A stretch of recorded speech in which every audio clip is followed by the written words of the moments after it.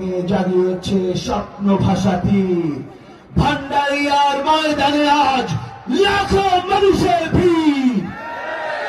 বাংলাদেশ জামায়াত ইসলামী ভান্ডারিয়া উপজেলা কর্তৃক আয়োজিত আজকের নির্বাচনী সমাবেশের সম্মানিত প্রধান অতিথি, ভান্ডারিয়ার জনমানুষের নেতা, নিসারাবাদের মাটি ও মানুষের নেতা, কাউখালীবাসীর প্রাণের নেতা আলহাজ শামীম সাঈদী, মঞ্চে উপবিষ্ট জামায়াত ইসলামী পিরোজপুরের জেলা সম্মানিত আমির জনাব আলহাজ তাফাজ্জল হোসেন ফরিদ সহ অন্যান্য উলামায়ে কেরাম, আমার সামনে উপবিষ্ট ভান্ডারিয়ার জ্ঞানী গুণী গণ্যমান্য সম্মানিত উলামায়ে কেরাম এবং মুরব্বিয়ানে কেরাম, তরুণ যুবক ভাইরা এবং আমার সামনে উপবিষ্ট পর্দার আড়ালের মা এবং বোনেরা, আসসালামু আলাইকুম ওয়া রাহমাতুল্লাহি ওয়া বারাকাতুহু।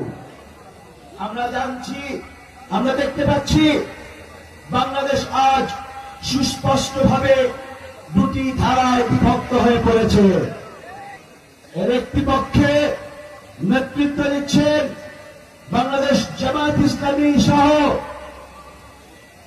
বীর মুক্তিযোদ্ধা কর্নেল অলি আহমেদের নেতৃত্বে এলডিপি, জুলাই আন্দোলনের জুলাই বিপ্লবের মহানায়কদের সংগঠন এনসিপি, শাইখুল হাদিস আল্লামা মামুনুল হকের নেতৃত্বে খেলাফত মজলিস সহ বাংলাদেশের দেশপ্রেমিক ইসলামী মূল্যবোধে বিশ্বাসী এবং অন্যান্য জাতীয়তাবাদী শক্তিরা আজ সব এক প্ল্যাটফর্মে উপনীত হয়েছেন।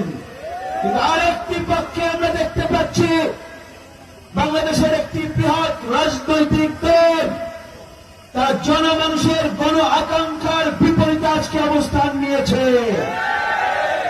জামায়াত ইসলামী যখন দেশ গড়ার ঐক্যবদ্ধ বাংলাদেশ গড়ার আন্দোলন শুরু করেছে, ঠিক সেই মুহূর্তে ওই শক্তিটি বিভাজনের পুরনো রাজনীতি, ভারতীয় ন্যারেটিভে আধিপত্যবাদীদের দালালদের রাজনীতি শুরু করেছে। আমরা পরিষ্কার ভাষায় জানিয়ে দিতে চাই, জুলাই আন্দোলনের মাধ্যমে যে নতুন বাংলাদেশের সৃষ্টি হয়েছে, সেই বাংলাদেশে আধিপত্য